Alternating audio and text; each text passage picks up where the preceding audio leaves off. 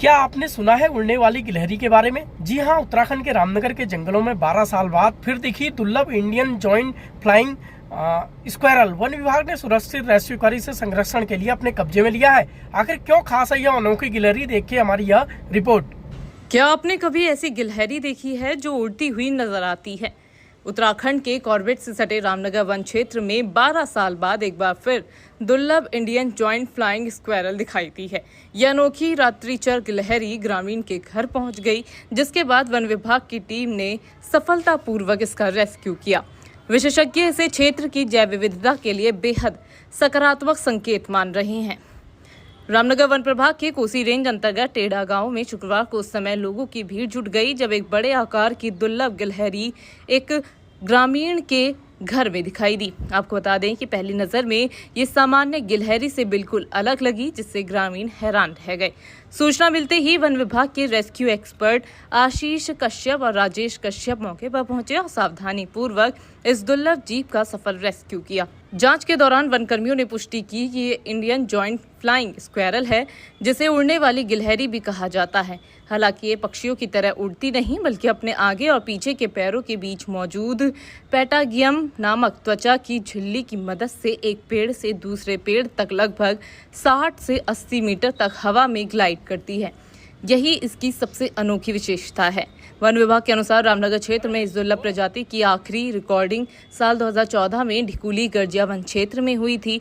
लगभग 12 साल बाद इसका दोबारा दिखाई देना वन्यजीव संरक्षण और क्षेत्र की समृद्ध जैव विविधता का महत्वपूर्ण संकेत माना जा रहा है। मेरा नाम आशीष कश्यप हुआ। मैं कोसी रेंज में एनिमल रेस्क्यू का वर्क करता हूँ और ये इसका नाम है जॉइंट फ्लाइंग स्क्वायरल। ये करीब सबसे पहले 12 साल पहले देखी गई थी और दूसरी बार इसे अब जो मैंने रेस्क्यू किया है टेढ़ा रोड से किसी के घर के अंदर घुस गई थी। घर वालों का एक मेद था कि कोई दुर्लभ प्रजाति आ चुकी है हमारे घर के अंदर या कोई बड़ा जानवर आ चुका है हमारे घर के अंदर। जब मैं मौके पर पहुंचा तो मैंने इसको देखा कि ये जॉइंट स्क्वायरल है। इसे फ्लाइंग स्क्वायरल भी बोलते हैं हम। एक पेड़ से दूसरे पेड़ पर फ्लाइंग की तरह कूदना, जिसका जो रेंज होती है वो 100 मीटर के करीब रहती है कि एक पेड़ से दूसरे पेड़ पे 100 मीटर तक ये फ्लाइंग करते हुए कूद जाती है। और इसका जो पसंदीदा भोजन हुआ फल फ्रूट हो गए, पेड़ों की छाल हो गई या ड्राई फ्रूट्स हो गए, बस यही चीज़ों को ये खाती है। ये फीमेल है। वन्यजीव जानकार संजय छिमवाल बताते हैं कि इस प्रजाति को मलाबार जॉइंट फ्लाइंग स्क्वायरल भी कहा जाता है, क्योंकि ये पश्चिमी घाट के मलाबार क्षेत्र में भी पाई जाती है। उत्तराखंड में इसके दर्शन मुख्य रूप से रानीखेत, लैंसडौन, पिथौरागढ़, चक्राता और मसूरी के घने जंगलों में होते हैं।